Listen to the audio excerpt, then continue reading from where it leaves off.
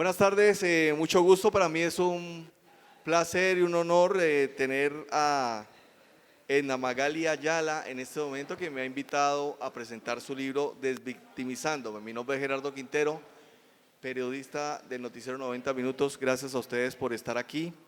Vamos a hacer una charla con mi colega Magali,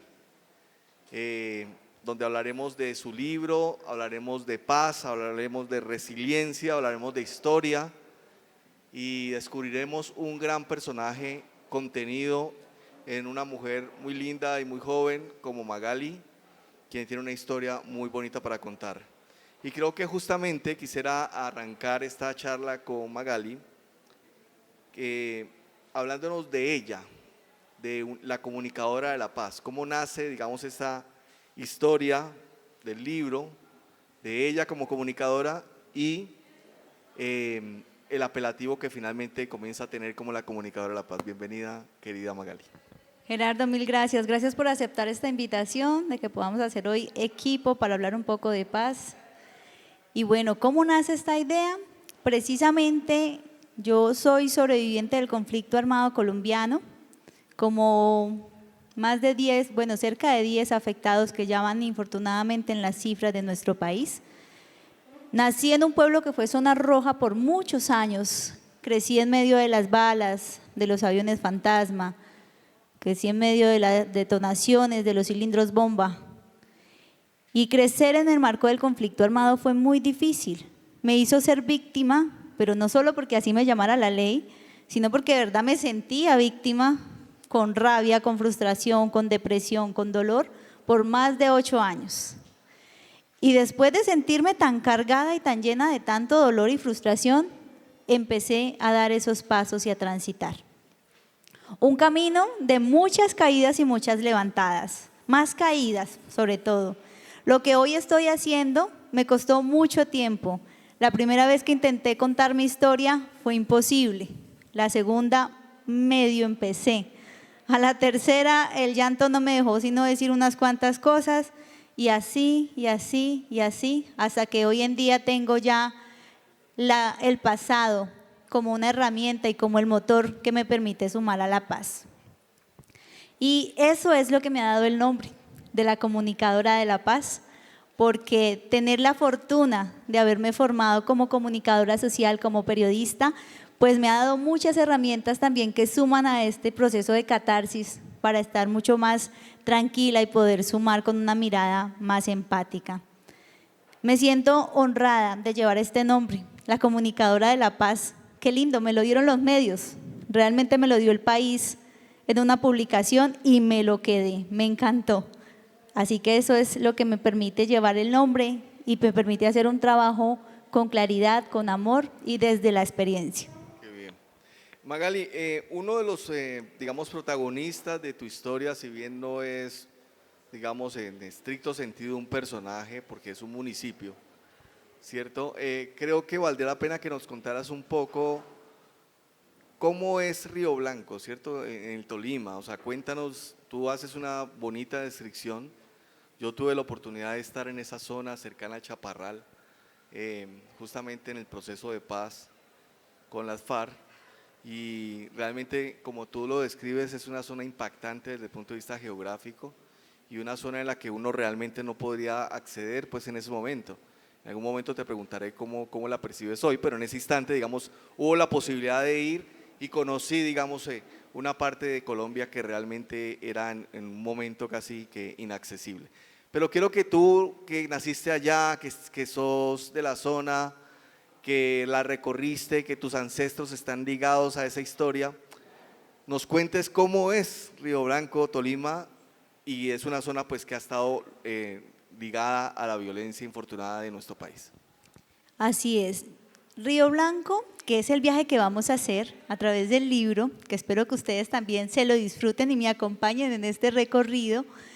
Río Blanco es un municipio que ha estado supremamente azotado por el conflicto armado, así como San Antonio, el pueblo donde yo nací.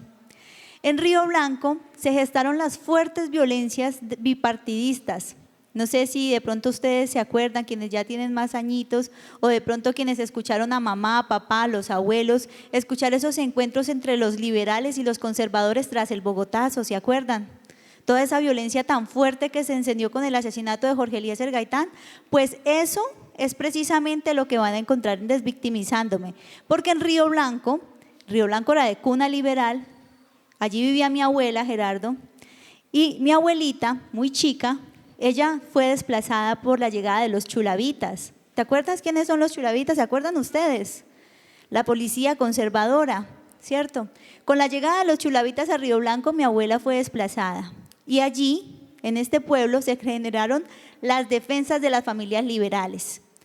Mi abuela tuvo la fortuna también de conocer muy de cerca a muchos de esos combatientes, a Gerardo Loaiza, al mayor Lister, a Isauro Llosa, a muchos de estos personajes que de una u otra manera lograron que muchos liberales estuvieran hoy con vida.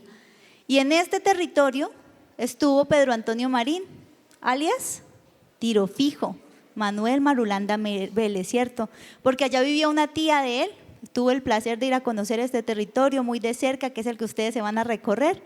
Y estando en este territorio, las familias liberales pues encuentran también la posibilidad de empezar a proteger a otros. Río Blanco fue cuna en 1964, bueno, allí en Marquetalia, de la creación de las FARC, de esa historia que se tejió en Río Blanco entre los liberales limpios, es decir, los adinerados del territorio, y los liberales comunes con esas ideologías comunistas. Y eso me cautivó, conocer que mi abuela llevaba en silencio, Gerardo, en silencio una historia de dolor que no había compartido, y cuando yo empecé mi investigación para conocer sobre el conflicto, pues me aterró que ella no hablara inicialmente de todo ese dolor, pero que estallara cuando empezamos a conversar y empezar a ver su berraquera, su resiliencia, pues me animó también a mí a empezar a investigar, a empezar a conocer, a empezar a soltar y a descubrir que en Río Blanco se han tejido unas historias de dolor muy fuertes, pero la gente ha sido resiliente y aprendió a vivir con ello. Sí, es correcto lo que tú dices y lo narras en tu libro, en efecto. Hay que recordar que el departamento del Tolima y Santander y Boyacá fueron tal vez los 3 departamentos de esa época, de finales de los 50, perdón, de los 40 y comienzos de los 50, que estuvieron más afectados por la violencia, y especialmente el Tolima tuvo una situación muy particular en los hechos de violencia. Y tanto pues que fue la creación, como tú decías ahorita, de las FARC, y se concentra, digamos, toda esa zona y comienza el desplazamiento hacia el sur de Colombia.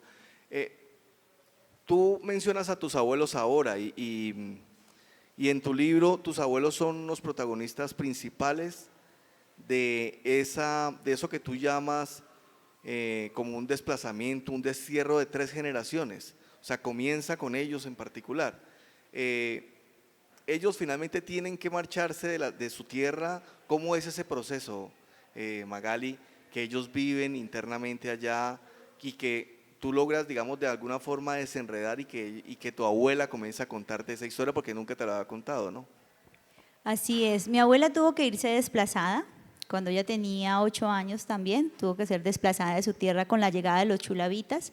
Ella se fue hacia el eje cafetero logrando protegerse con su familia. Yo decía 3 generaciones, pero ¿sabes qué? Infortunadamente son más generaciones de mi familia afectados. Por supuesto, los papás de ella, los abuelos de ella. Vamos en 5 generaciones afectadas por el conflicto armado. Mi abuela, que es una de las 5 voces, de los 5 protagonistas de mi libro, tuvo que irse al eje cafetero y en esa llegada del golpe de Estado, ¿se acuerdan? ¿Quién dio el golpe de Estado en Colombia? Gustavo Rojas Pinilla, ¿cierto? Con la llegada de Gustavo Rojas al poder en ese golpe de Estado que se calma un poquito la violencia de los liberales que se estaba viviendo en Río Blanco, mi abuela tuvo la posibilidad de regresar. Y cuando ella regresó a su pueblo, tuvo la posibilidad de vivir muy de cerca la vida de los personajes de la que eran como los protagonistas del conflicto armado. Incluso con ese golpe de Estado se dan los primeros acuerdos de paz, ¿se acuerdan? En Colombia se generan esos primeros acuerdos y de allí de Río Blanco se desmovilizan los liberales limpios. Mi abuela era la madrina de algunos de los hijos de Gerardo Loaiza, que era, digamos, como quien lideraba a los liberales limpios. Eso era de defensa. Hoy me doy cuenta, ¿saben?, que la historia no es de buenos y de malos, sino que la historia depende de donde la contemos. Si nos vamos a contarla desde Boyacá, los chulavitas eran los superhéroes, ¿cierto? Porque ellos aprendieron a defenderse. Es que el conflicto, o aprendes a defenderte o mueres. Así era de fuerte. Bueno, y infortunadamente sigue siendo tan fuerte el conflicto en Colombia. Pero cuando yo entendí que la violencia era esas dos opciones, defenderse o morir en aquella época, me permitió entender que era de seres humanos que fueron también, que en presión tuvieron que tomar decisiones como las que ocurrieron en Río Blanco. Y el conocer de cerca las historias de estos personajes me permitió empezar a sanar un poco, porque en mi historia, Gerardo, quienes habían estado alzados en armas eran monstruos. No se imaginan lo difícil que era levantarse al otro día después de una toma guerrillera y ver las edificaciones en el suelo, el banco, la caja, las casas cercanas, y aún más duro aún, ver a los amigos, a los paisanos tirados muertos en los corredores, en las calles. Eso partía el alma. Y ellos habían sido los monstruos de esta historia, porque es que para 1997 quien estuvo tirado fue mi padre. Mi papá fue asesinado por no cumplir una vacuna a un grupo alzado en armas. Y cuando lo tuvimos que tener en casa en el ataúd, fue muy difícil para mí. Y era muy difícil para mí entender que habían sido seres humanos los que habían acabado con la vida de mi papá.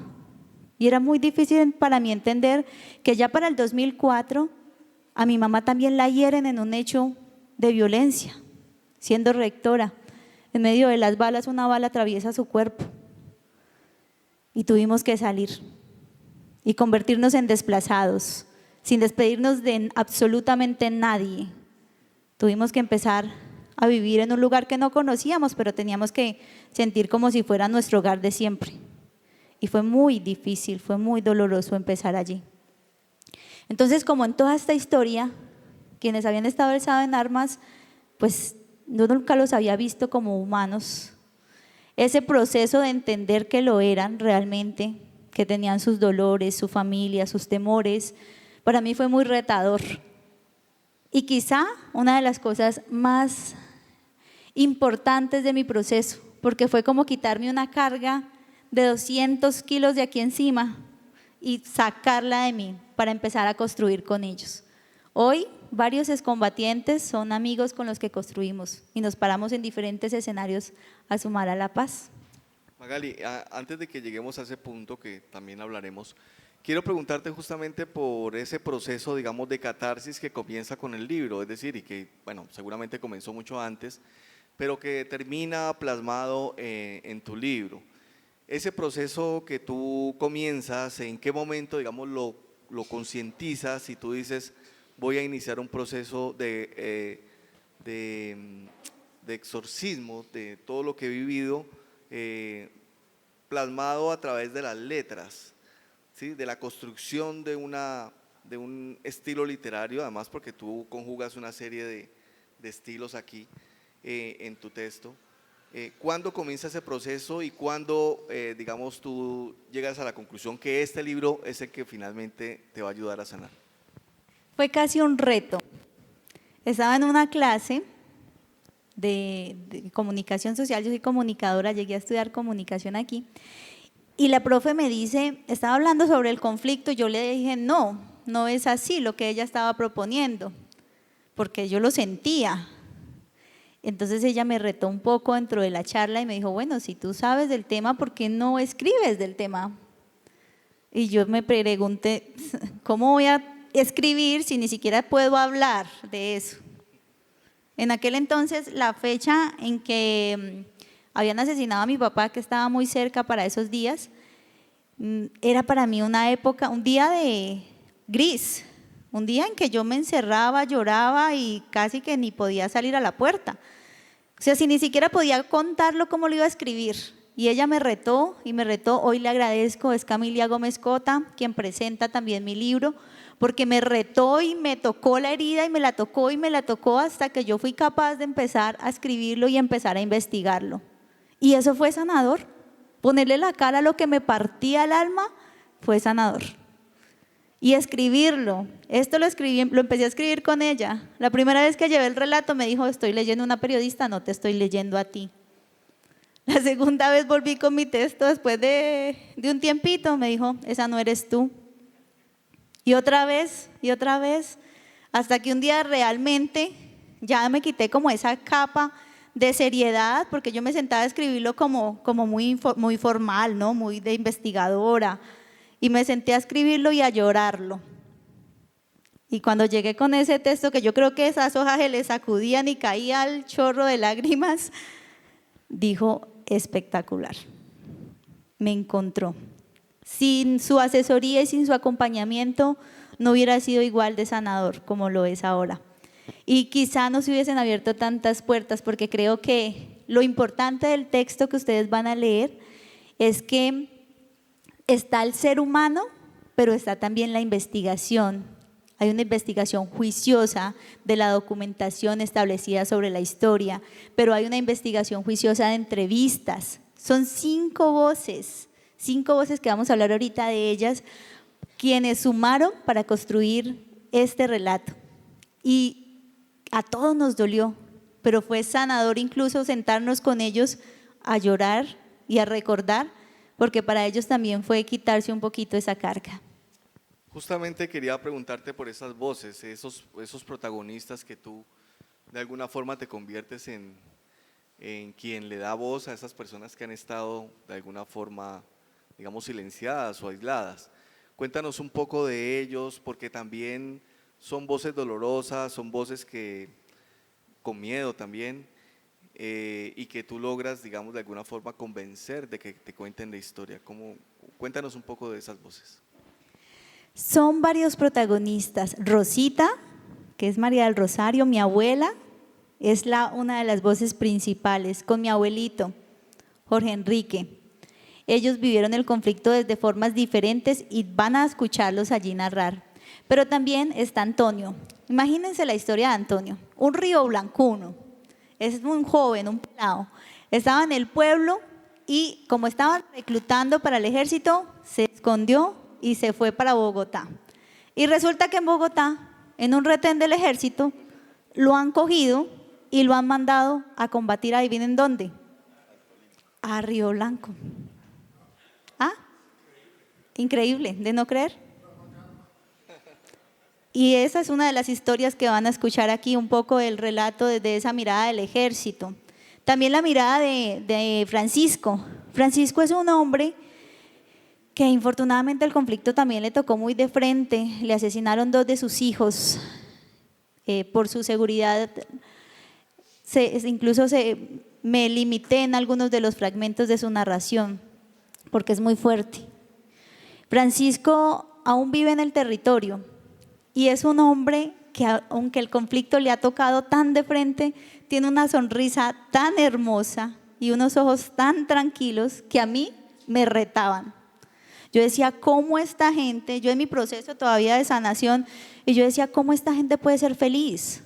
O sea, con estas historias tan graves, con estos duelos tan críticos, ¿cómo pueden ser felices? A mí me chocaba porque yo todavía no lo lograba del todo. Y me enseñaron mucho. Francisco es una de esas voces que me enseñó mucho, es evangélico, él dice que Dios es su fortaleza y realmente me enseñó demasiado. Otra de las voces es Gloria también, Gloria, quien me acompaña en el relato. Ella también estuvo afectada en varios hechos victimizantes en Río Blanco. También Jorge es historiador, había sido en ese entonces concejal del municipio y desde el ámbito administrativo le había tocado vivir cómo un corregimiento de Río Blanco se convirtió en pueblo fantasma. Sacaron a todo el mundo. En mi pueblo, una noche también nos dijeron que iba a ser pueblo fantasma. Imagino que te acuerdas de ese pedacito en el libro. Y nosotros no nos fuimos, muchos no nos fuimos y nos arrepentimos toda esa noche que fue crítica, crítica del avión fantasma y de todos los estruendos que dijimos, esta fue la última. Pero a ellos sí les tocó un tiempo de su corregimiento fantasma. Y él nos cuenta lo difícil que fue, casi abriendo en telarañas. Él decía que sentía las telarañas literal después de que en varios meses no habían podido entrar allí. Y él fue, nos lo cuenta. También escucharán, bueno, y la mirada, creo que ya los dije todos, sí. Rosita, Jorge, Antonio y Francisco. Y yo les voy a acompañar en el relato. Nos vamos a ir juntos, conversando durante el libro. Nos vamos a ir charlando, van a ir sintiendo la brisa del río, van a ir escuchando los pájaros, van a ir oliendo café, vamos a ir conversando juntos durante el relato, así que para que cuando estén allí leyendo me van contando, me van buscando por ahí en Instagram y me van dejando sus comentarios, porque esto es un diálogo continuo.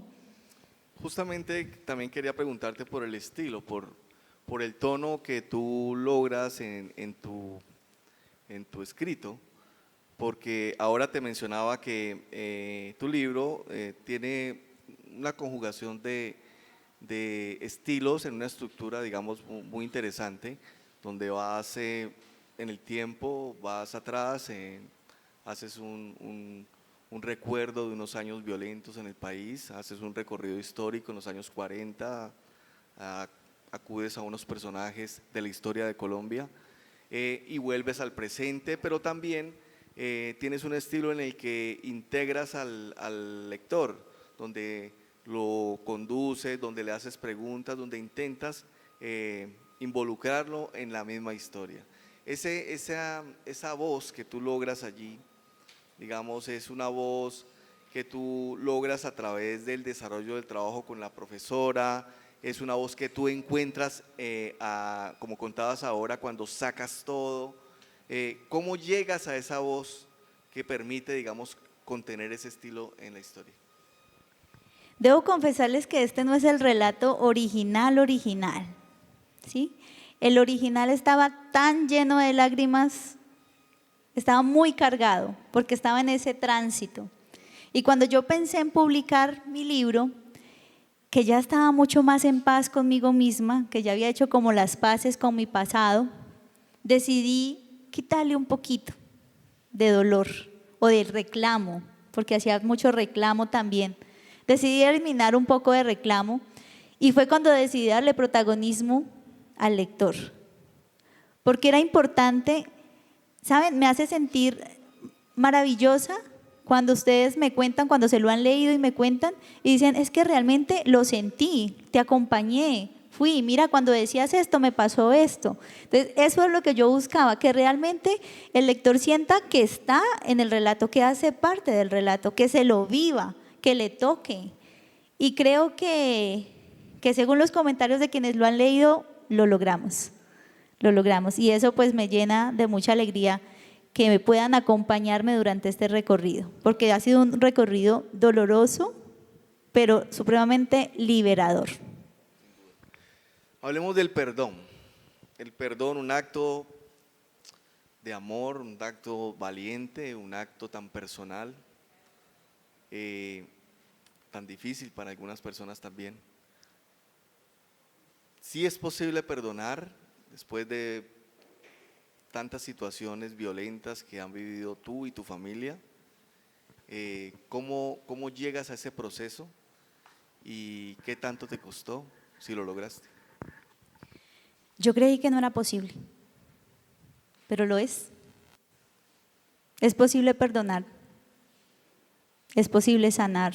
Y ¿saben? Es lo más importante poder hacerlo, porque durante el proceso, ¿quién se lastima? ¿Quién ofende o el ofendido? El ofendido, ¿cierto? Y yo ya no quería seguir llevando ese dolor. No era justo conmigo misma. Miren, cargué tanto dolor de ese proceso sin haber sanado que hoy mi cuerpo somatiza. Hoy tengo que lidiar con una enfermedad muy compleja, muy difícil, por toda esa rabia y ese dolor que guardé. Y lo guardé por muchos años. Cuando empecé a transitar en él, que primero fue perdonarme a mí, cosas que ni yo sabía que me golpeaba y me juzgaba tanto, y que me fui descubriendo y me fui perdonando y me fui diciendo, oye, no hay por qué, no hay por qué, tú no pudiste cambiar la historia, tú no pudiste hacer que tu papá no fuera a ese viaje donde lo mataron, tú no podías haber hecho que tu mamá estuviera en otro lugar diferente para que no lo hubieran herido. Entender que es la historia, es el destino, es lo que ha de pasar. Y lo que no esté bajo mi control, o lo aprendo a llevar, o dejo que me parta, porque parte. ¿De qué están siendo ustedes víctimas en estos momentos? Pregúntenselo. ¿De su familia? ¿De su trabajo? ¿Qué los hace víctimas? ¿Qué les duele? ¿Qué les arruga el corazón? ¿De ustedes mismos a veces que se hablan como fuerte? ¿Del espejo? ¿De la carga de estudiar, de trabajar? Esas cosas que los hacen víctimas, arruga el corazón. Y es importante decirles que necesitan transitar de ese dolor. Si se quedan ahí en la postura de víctimas, donde dicen, ay, pobrecito, no, es que no lo molestemos, que él está ahí como, está ahí en problemado. Estar en esa postura es muy relajante, porque pues estamos ahí como pasándola, llevando nuestro dolor, pero no nos están exigiendo. Pero cuando nosotros mismos empezamos a exigirnos por estar en paz y por estar tranquilos, realmente empezamos a aportar desde nuestro aprendizaje, porque ese dolor se convierte en un aprendizaje, ¿cierto? Cada vez que han ocurrido cambios fuertes en nuestra vida, que nosotros creíamos que era como el fin del mundo, mentiras, era el inicio de un mundo nuevo. ¿Se acuerdan? Esos cambios fuertes cuando tuvieron que irse a estudiar, cuando se enfermaron, yo qué sé, unos cambios crudos, nos trajeron cosas positivas, ¿cierto? Y esos aprendizajes nos permitieron ser más fuertes. Yo aprendí de ello, que en postura de víctima divina, podía reclamarle al Estado, podía llorar, podía quedarme en la cama tirada si estaba deprimida todo un día, pero ¿y qué estaba aportando? Nada. Ni siquiera para mí estaba aportando. Pero cuando decidí ser responsable de lo que sentía y empezar a trabajarme, a perdonarme, a amarme, a hablarme más bonito, descubrí que era muy valioso todo eso que había aprendido para empezar a aportar a la paz. Y sin todo eso que me dolió y que ha sido fuertísimo, si yo no hubiera vivido eso, no tendría las herramientas que tengo hoy, que me han llevado a lugares inimaginables. El año pasado estuve invitada en la ONU de Nueva York, en la audiencia de educación y paz. ¿Cuándo me lo imaginaba si cuando llegué a esta ciudad no tenía ni siquiera qué comer? Imagínense, y he estado en tantos lugares hermosos por eso, por decidir amarme y priorizarme y poder aportar a la paz desde esa postura. Bueno, yo supongo que eso, justamente esa postura que asumes, es la que determina que finalmente el libro se llame Desvictimizándome, ¿correcto? Y además, entiendo que de alguna forma también con la creación de la fundación, ¿cierto? Que tú construyes o creas, que tiene que ver también con ese proceso que tú buscas de ayudar, de sanar, de ayudar a otros. ¿Por qué no nos cuentas un poco ese papel de la fundación, de lo que estás intentando, digamos, construir también a partir de la creación de esa fundación? Bueno, yo le pedía mucho a Dios que me diera una misión de vida, que yo quería saber para qué servía realmente y cómo aportar a la gente. Y Dios me respondió, mi misión era poder sumar desde mi pasado. Y cuando me empoderé de mi historia y aprendí a contarla y me empecé a parar en estos escenarios a compartirla y poder ver que la gente se sensibilizaba un poco con la postura que ya había aprendido, pues eso me dio unas herramientas poderosísimas. Y fue así como con mi esposo creamos la Fundación Desvictimízate. Hoy, a través de ella nos dedicamos a hacer conversatorios. Los invito, son espacios gratuitos que hacemos donde nos inviten, con jóvenes, en las universidades, con líderes, con empresarios, donde nos inviten. ¿Para qué? Para hablar sobre el conflicto armado, pero también para reflexionar sobre la importancia de ser constructores de paz. Hoy ustedes, cada uno de ustedes es constructor de paz. Y la paz se construye desde pequeñas acciones, una sonrisa, una mirada empática, una buena actitud, un abrazo a quien esté pasando por un mal momento. Esas pequeñas acciones chiquitas suman a la paz. Yo los quiero invitar hoy a que sean responsables en las acciones de paz. Que cuando estén en un momento de crisis, un momento difícil, se tomen un respiro. Qué difícil es eso, ¿cierto, Gerardo? Pero que se tomen un respiro antes de responder o de actuar. Es importante, ¿saben? Ese respiro puede hacer que la comunicación sea diferente y que la respuesta sea diferente.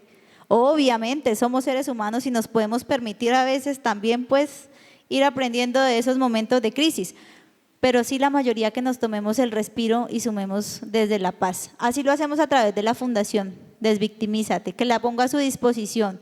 Cuando tengan una comunidad, un equipo que podamos llegar a sumar, estamos a disposición. Me encuentran en Instagram como @Edna, EDNA, Magali Ayala.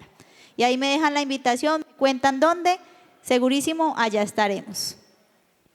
Magali, hablemos inevitablemente de algo, digamos que tiene pues mucho de debate, mucho de polémica, es decir, indudablemente el proceso de paz con las FARC generó muchas expectativas y sobre todo en la zona que tú mencionabas del Tolima, en toda esta zona pues que fue una zona controlada por las FARC.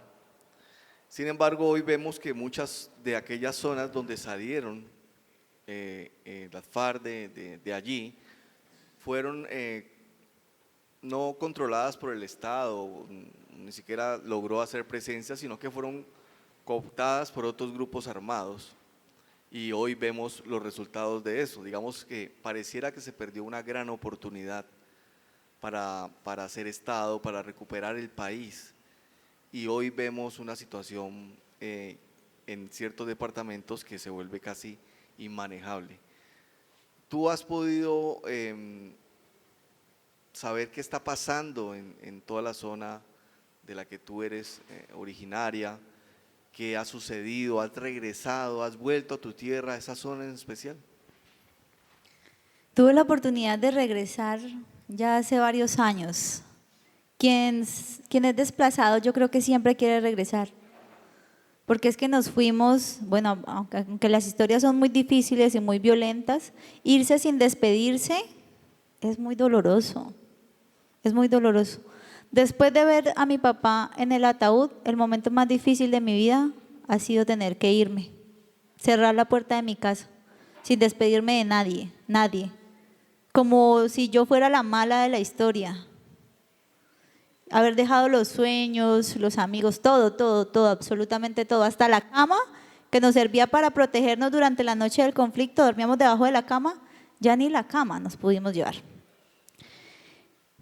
Y siempre anhelaba volver. Después de 4 años de haber salido de mi pueblo, me llama la gestora social: oye, estamos buscando una niña que quiera ser reina del pueblo. Y yo que andaba con una moña aquí retorcida, un jean a la locura y unos tenis, dije, yo voy, no importa, yo no sé modelar, yo sé hablar, eso me ha de servir de algo. Y mi mamá dijo, se enloqueció, usted no va. Todo el mundo me dijo, no, está loca, no, que quieren que la maten, no. Y yo dije, esta es la oportunidad, con permisito empaqué mi maleta y las que se van. Y no te imaginas, Gerardo, ay, lo lindo que fue volver, ver mi gente, ver la sonrisa de mi gente, volver a mi pueblo, ver sus callecitas, oler cómo huele por el río. No, eso fue mágico, divino. Volver fue para mí también parte del proceso de catarsis, me ayudó mucho, volver a sentir el amor de mi gente. Fui y gané. Entonces fui la reina de mi pueblo. De ahí payasito estuve como en un montón de reinados más y tuve el honor de representar a mi Tolima. Fui señorita Tolima en el reinado de la ganadería en Montería y fui señorita Tolima en el reinado de las colonias en el Meta, donde fui señorita Colombia. Imagínense, por la ida a mi pueblo. Nadie confiaba en mí, nadie confiaba en mi talento, pero ahí fui y gané. Y fue hermoso volver. Esa fue la forma de regresar. Actualmente el conflicto está latente, infortunadamente. Hace poco, en julio, pensaba ir a hacer una gira con el libro y no fue posible por temas de seguridad. Ya está un poco latente y me parte el alma, porque tenemos una generación a la que el conflicto no le había tocado y ya le está tocando. Casi lo logramos. Me parte el alma porque merecemos la paz. Nadie merece vivir lo que ya nos tocó a quienes estamos afectados en el conflicto. Ha sido tan doloroso, tan fuerte tener que correr en medio de las balas, tener que ver tantos muertos, tener que oler a sangre, o sea, tantos momentos difíciles que nadie merece vivirlos. Nadie. Y espero que pronto pues puedan llegar a acuerdos también y que realmente la presencia del Estado ojalá esté en todos los lugares de Colombia y se puedan brindar oportunidades diferentes para que la construcción de paz sea desde la educación, desde la empleabilidad y se puedan tener entornos tranquilos para las nuevas generaciones. Magali, tú hablabas ahora que tuviste la oportunidad de reunirte con algunos de los combatientes, de los miembros, me imagino, de la guerrilla que actuaron en la zona. ¿Pudiste hablar con ellos del caso en particular de tu padre, de las heridas a tu madre? Digamos, ¿pudiste conocer la verdad de lo que pasó, qué fue lo que sucedió y que pues llevó a la pérdida de tu padre y casi a la pérdida de tu mamá? Creo que yo ya había hecho mucho tránsito y para mí no era necesario ahondar más en el dolor ni para mi mamá, sobre todo por mi mamá. Ya habíamos conocido la historia y ya era suficiente para seguir reabriendo heridas. Con ellos tuve la oportunidad de construir muchos espacios de paz. Tuve el honor hermoso de ir a compartir con el Papa, con otros excombatientes, con otras víctimas, llevar el nombre de las víctimas de Cali, a compartir con el Papa Francisco y fue sanador también ver los seres humanos que estaban tras sus historias y tras su dolor, muchos de ellos que habían sido reclutados, entregados por sus propios papás, porque eran las únicas oportunidades del territorio, chicas que fueron violadas, que las obligaron a abortar, estando alzadas en armas, unas historias también muy crueles y muy difíciles que me llevó a entender que es que el conflicto ha sido de tanto daño de lado y lado, solo dolor, solo tristeza, solo depresión, vulneración de los derechos humanos, que es importante empezar a construir con el otro. Justamente, ¿qué crees que es necesario, digamos, emprender? ¿Qué tipo de acciones? Porque lo hemos intentado todo. Es decir, se ha intentado desde la confrontación total hasta los diálogos de paz, por ejemplo. Pero, digamos, a partir de esa experiencia que has venido construyendo, de los diálogos que has sostenido, de las oportunidades de conocer diferentes comunidades, de conocer diferentes realidades, te permite, digamos, tener una visión de a qué apostar. ¿Tú qué crees o sea, por qué vivimos en ese círculo vicioso de una violencia infinita? ¿Qué es lo que finalmente tú has podido percibir y a partir de ese diálogo, porque pues, se construye esa experiencia a partir de la comunicación con otros, ¿qué crees que pasa? O sea, ¿por qué vivimos en ese continuo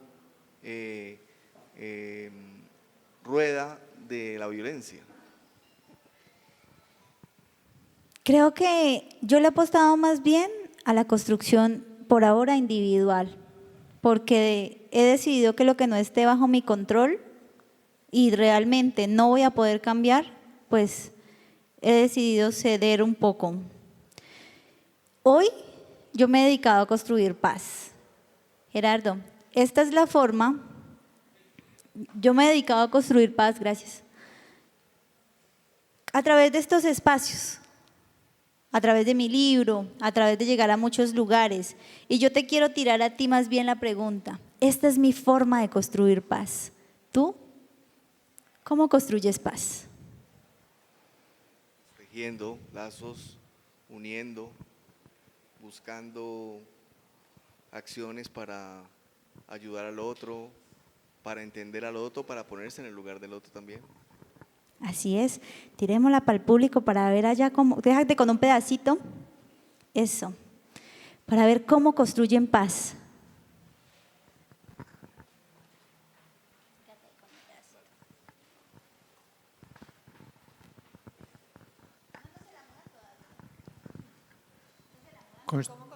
Construiré paz como lo estoy haciendo desde mi nacimiento un año antes del asesinato de Gaitán, hace 76 años. Como educador, como periodista, como editor de libros, pero que no quede la menor duda, como un ser humano muy valiente, no atemorizado, no dominable, sin que me engañen, con la verdad y dispuesto a que las fuerzas del mal también sientan algún temor de nosotros, los millones de millones. Como vamos a tener poquitito tiempo, le voy a pedir respuestas muy puntuales. Bueno, ya que se pasaron por la isla Lana, cuéntame, ¿cómo construyes paz? Yo creo que la paz, la única forma de construirla aquí o en cualquier parte es perdonando. Desmontándose uno del orgullo, de los egos y de todo, pues y perdonando las afrentas y los insultos y todo lo que implica una guerra, pues que desde que nacíamos hasta que nos morimos estamos en una espiral de violencia impresionante en este país. Hay que empezar desde aquí, ¿cierto? Todas esas acciones desde adentro. Muy puntualito, un par de palabritas, ¿cómo construyes paz? Pues sin embargo, cuando construyo la paz, tiene que relacionarse con las demás personas, ayudando a fortalecer a las personas, sin herir a nadie, sin insultar a nadie y sin causar tantas críticas de lo que le digan los demás. Como por ejemplo, en tu caso, que la atemorizó la guerrilla a ti, que le mataron a tu padre, que hirieron a tu madre. Eso es doloroso. Yo sé que por dentro a veces uno siente una herida muy profunda. Yo sé que uno se sana con el tiempo, pero uno le dejan cicatrices por vida, pero de cualquier momento a otro puede volver a empezar. Tiene que volver a fortalecerse de nosotros mismos, como dice la canción, volver a empezar. Así no importa sin atravesando miedos, pero uno, como dice, volver a empezar como tal. Te agradezco mucho. Así es, volver a empezar sin importar la historia que nos haya tocado, ¿cierto? Porque se puede. Si lo están pensando en estos momentos que están pasando por un momento difícil, déjenme decirle algo, se puede. Siempre se puede. Buenas tardes. Mira, yo creo que se puede hacer desde el autoconocimiento y creando una conciencia no solamente tuya, sino en tu entorno. Particularmente lo estoy haciendo, también estoy escribiendo, acabé de lanzar un libro, hasta ahora pues me encanta porque habla de la felicidad y de la gratitud. Entonces creo que es una forma de aportar, amo lo que haces y me conecto muchísimo con lo que Muchas gracias y felicitaciones por tu libro. Pasa esa lana para allá, para atrás, tírala. Eso, por allá, el que se corrió, Cris. ¿Cómo aportas a la paz?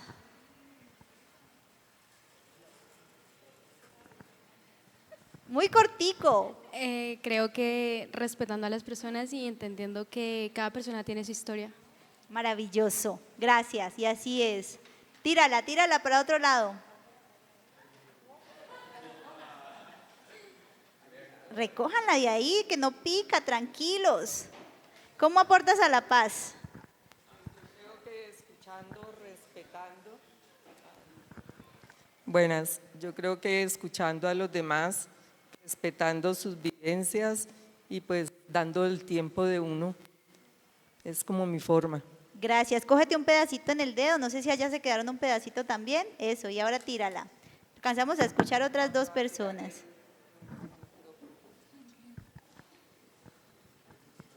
Jorge, ¿cómo aportas a la paz? Pues yo creo que uno aporta dando mucho cariño y entendiendo a la otra persona, que es muy importante. Muchas gracias, así es. Tírala por acá para ver si nos tocan voces de este lado. Suelta un poquito de lana y tírala. Y quédate un pedacito en el dedo. ¿Cómo aportas a la paz? Evidentemente desde la individualidad, ¿no? Lo primero que hay que hacer es conocerse a sí mismo y despojarse de los rencores y de los odios que uno pueda tener con las personas que están cerca de uno, que de pronto lo han herido. Ahí se comienza la paz. Así es, muchas gracias.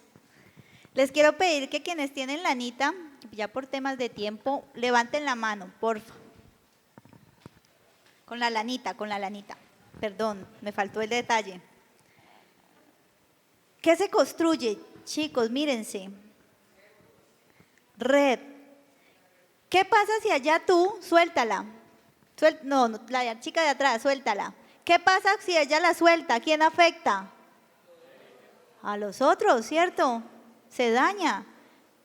Pueden bajar la mano, muchas gracias. Eso es la construcción de paz, en la que cada uno de ustedes es ese punto clave, esa pieza clave en el rompecabezas. Y que si ustedes hacen daño, el daño no es solamente para ustedes, sino para su entorno, para las personas que están a su entorno.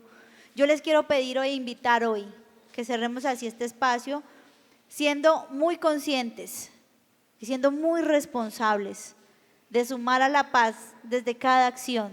Sumen desde el ejemplo. A veces las palabras son muy bonitas y las adornamos y nos quedan bien chuscas. Y el ejemplo, sumemos desde el ejemplo. Es difícil, porque todos tenemos días grises. Todos tenemos esos días donde no queremos ni salir ni asomarnos a la puerta. Pero tenemos la responsabilidad de evaluarnos y de sumar. Se puede avanzar. Señor.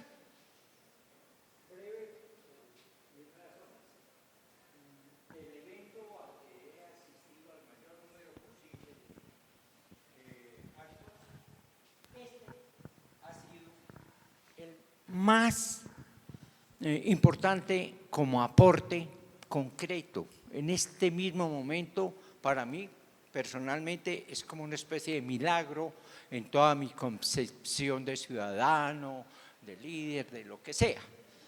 Y entonces, para decir que oiga, mire, lea, conduce a oiga, mire, lea, piense y actúe. Finalmente les cuento rapidísimo que en mi vida editorial fui testigo de la edición del General en su laberinto, editorial Oveja Negra. ¡Oh, qué fiesta! ¡Qué bulla! ¡Qué publicidad! 750,000 ejemplares en la primera edición.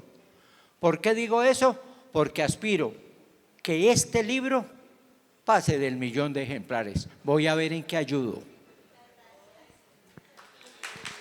Bueno, querida Namagali, muchas gracias por haber estado con nosotros, por haber compartido tu historia, por el esfuerzo que haces por la paz de este país desde ese espacio en que luchas y construyes. Creo que eso es lo más lindo. Creo que todos te hemos escuchado, te admiramos.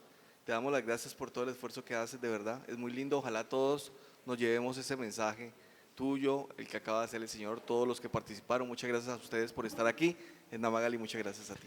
Mil gracias, Gerardo, por aceptar esta invitación. No me puedo ir sin agradecer a mis editoriales. Yo soñaba que mi libro tuviera la editorial de Gabriel García Márquez. Y adivinen qué tiene. La editorial de Gabriel García Márquez. Le vendí la idea y la compraron. Y tiene la editorial de Oveja Negra y, por supuesto, la editorial de mi casa, la Universidad Santiago de Cali. A ellos les quiero agradecer, también a Juan Carlos Sáenz, decano de la Universidad para la Paz de Costa Rica, la Universidad de la ONU, quien escribe el prólogo de mi libro, que espero que lo puedan leer también. A Camilia Gómez Cota, quien presenta mi libro, mi profe, mi maestra de vida. A ella también mil y mil gracias. A Gerardo por aceptar esta invitación. De verdad te agradezco inmensamente. Y por supuesto a ustedes, aquí hay amigos de corazón, gracias. Muchas gracias a todos. Recuerden que el libro está exhibido aquí en la parte derecha de ustedes. Pueden comprar el libro a este lado, estoy atenta si quieren llevarse el autógrafo. Y recuerden seguirme en redes sociales, me encuentran en Instagram, en Facebook, en Twitter, en todas como @EdnaMagaliAyala. Gracias.